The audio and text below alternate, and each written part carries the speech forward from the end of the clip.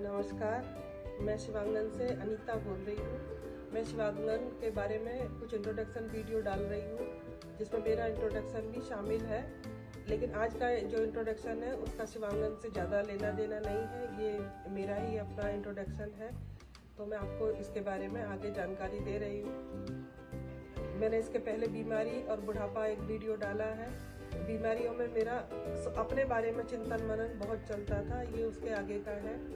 जब मैं बीमारी थी तो एक ठहराव के कारण बीमारी में हमें अपने आप पर बातें करना, अपने आप से सोचना, अपने आप से समझना, उसका चिंतन चलता था। बीमारी जो हमें पाठ पढ़ाती है वो हमारा सच्चा पाठ पढ़ाती है, क्योंकि हम ठहराव के कारण कुछ समझना चाहते हैं, कुछ जानना चाहते हैं, कुछ महसूस करना चाहते हैं। अब तक जो मैंने पाठ पढ़ा वो केवल रटा। बचपन में हमने पढ़ा हिंदू, मुस्लिम, सिख, ईसाई सब आपस में भाई भाई, ये बुद्धि में पूरी तरह बिठा दिया कि धर्म 4 है। फिर कई बार 5 धर्मों की बातें आती थी। लेकिन जब मैंने अवेकनिंग इंडिया देखा तब मैंने सोच की गहराई को भी सुना और समझा। उसमें बताया था कि एक ही व्यक्ति एक ही समय पे अनेक धर्मों का पालन कर सकता है। आत्मा अलग अलग धर्मों से गुजरती है। कैसे कर सकता है? एक डॉक्टर है, उसका डॉक्टर का अस्पताल में अलग धर्म है, मरीज को बचाना उसका धर्म है।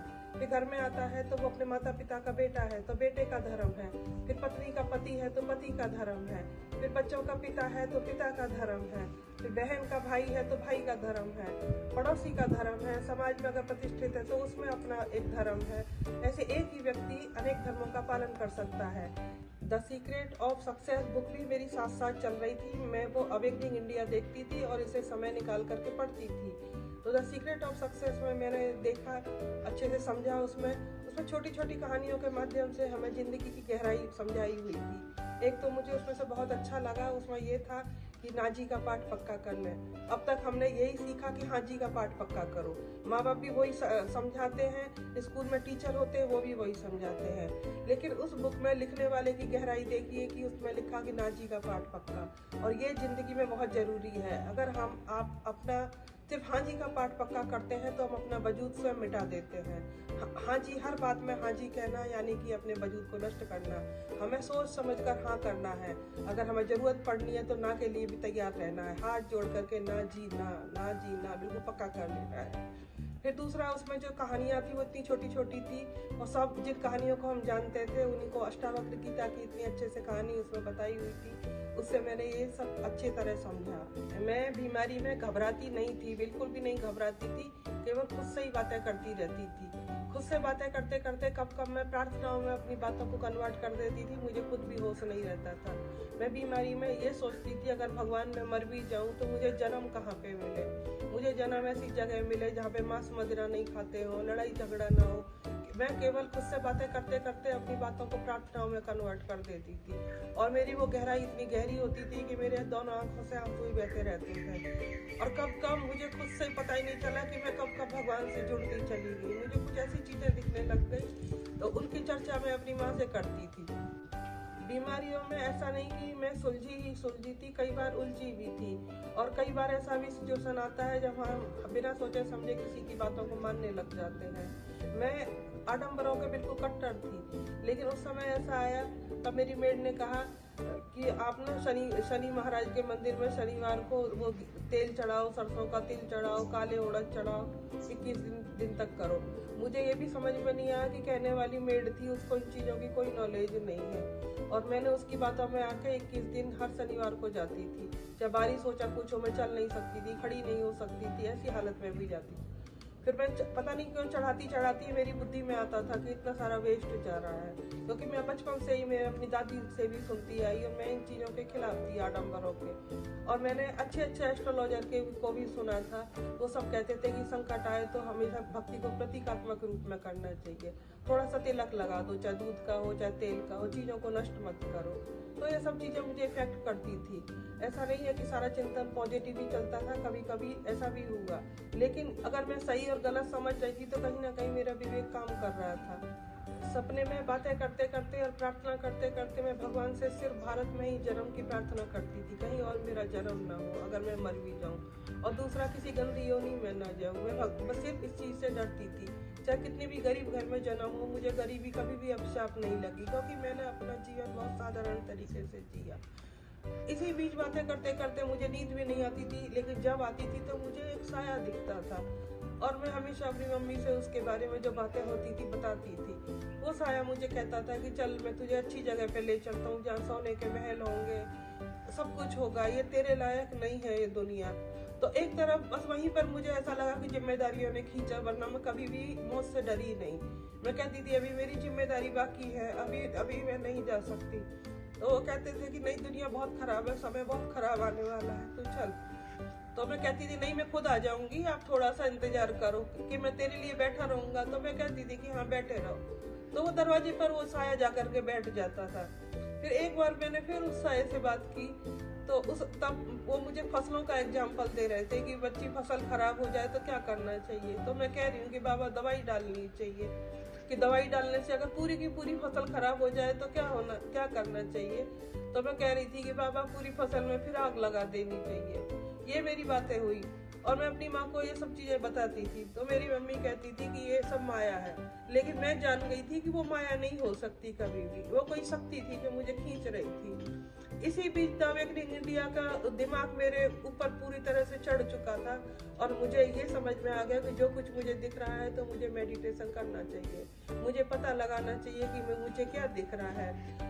अचानक करते करते मैं सत्य साईं बाबा मंदिर में गई कि मुझे मेडिटेशन सीखना है, यहाँ पे मेडिटेशन कहाँ सिखाते हैं। मुझे कुछ भी मेडिटेशन के बारे में पता नहीं था। वो मुझे कहते थे कि आप आ जाओ यहाँ पे सेवा करो, ये करो। मैं सेवा के लायक नहीं थी, तो मैं कैसे सेवा करती। मैं लौट आती, वहाँ पे शिव मंदिर था, थोड़ी देर बैठती थी और लौट आती। बस मेरी धुन मेडिटेशन में थी। बस मैं 4-5 दिन गई हूँ, और उसके बाद मेरे घर पर एक कार्ड आता है। वो शिवानी बहन का प्रोग्राम था, वो प्रोग्राम था ओम शांति का।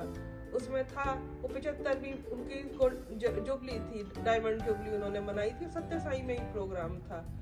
तो मेरे बैठ गया कि मुझे जाना है, ये मेडिटेशन का प्रोग्राम है, मुझे जाना है। तो मैं उसे अटेंड करने गई। जब मैं निकल के जा रही थी तो नेबर्स ने कहा, रोका मुझे कि मत जाओ, तुम्हारे लायक नहीं है। लेकिन मेरे ऊपर मेडिटेशन का बहुत सवार था, मुझे मेडिटेशन सीखना है। ऐसे करते करते मैंने वहाँ पे गई, और फिर धीरे धीरे कोर्स में गई। तो ऐसा नहीं था, बहन ने कोर्स कराया, बहुत अच्छे से कोर्स कराया, और 8 दिन का कोर्स 15 दिन में पूरा हुआ।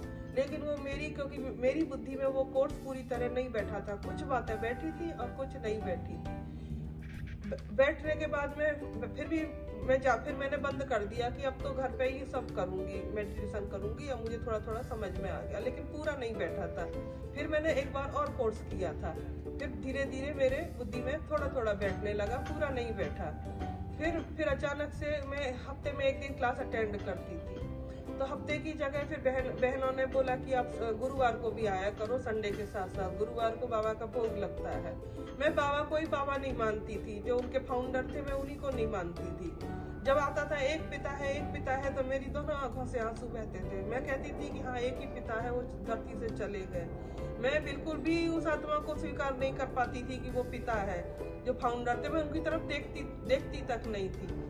और मैंने कहीं सुना था कि ब्रह्मा को जो देखता है, जो उसको भजता है, उसको वैराग्य आ जाता है। मैं वैराग्य से बहुत डरती थी। मैं हंसने मुस्कुराने वाली बहुत चंचल लड़की थी। फिर अचानक एक दिन लाइट चली गई, तो मैंने देखा कि मेरे पिताजी उस तस्वीर में समा गए थे, और अचानक से लाइट आ गई। फिर धीरे धीरे भाई बहनों ने मेरे ऊपर बहुत ध्यान दिया, बहुत इंटरेस्ट लिया, और हमें क्लासेज से जोड़ा। फिर गुरुवार की मैं क्लासेज सुनती थी, और संडे की अव्यक्त मुरली सुनती थी। जो अव्यक्त मुरली में एक बार आया था, वो वही चीज थी जो सपने में मुझे आई थी कि पूरी फसल में आग लगा देना चाहिए। यह अव्यक्त मुरली में बाबा ने बताया है कि जब फसल खराब हो जाती है, मुझे समझ में आ गया था कि जो मुझे दिख रहा था वो यही आत्मा थी। हालांकि मैंने पहचाना नहीं था, ना वो साये को मैं पहचान पाई, लेकिन मैं आवाज और शब्दों के जरिए उस चीज को जान गई कि ये वही सोल थी जो मुझे दिख रही थी। और मुझे पता चल गया कि ये इस आत्मा का इमोशनल लेवल बहुत हाई था। फिर मैंने धीरे धीरे क्लासेज कंटिन्यू की और भाई बहनों ने भी मेरे ऊपर बहुत ध्यान दिया। मेरी वहाँ से मैं बहुत परेशान थी, लेकिन मेडिटेशन के कारण मेरे दिमाग में ठहराव आया। मैं बहुत ज़्यादा अपने आप पे काम करने लगी, बहुत समझने लगी चीज़ों को, और जो ज्ञान था वो भी मेरी बुद्धि में धीरे धीरे बैठने लगा। नहीं तो शुरू में बिल्कुल भी नहीं बैठता था। और जो चीज़ें मैं ब्रह्मा कुमारी के बारे में बताऊंगी आगे जा करके, आप उसका टेस्ट भी करवा सकते हैं, मेरा भी उनका भी, जो भी है वो एक एक बात सच है, एक एक बात सच। जो मुझे दिखा, जो हुआ, और वहाँ से कैसे मेरी स्पिरिचुअल जर्नी आगे की शुरू हुई, वो मैं एक एक चीज़ वहाँ के बारे में बताऊंगी। तो मैं आज की ये अपनी यहीं तक ख़त्म करती हूँ अपना इंट्रोडक्शन। ये केवल मेरा इंट्रोडक्शन था। अधिक जानकारी के लिए आप हमारे चैनल को विजिट करें और इंस्टाग्राम पर हमें फॉलो करें, और जितना हो सके मेरे जो शिवांगन के ये जो वीडियोज हैं इनको आप शेयर करें।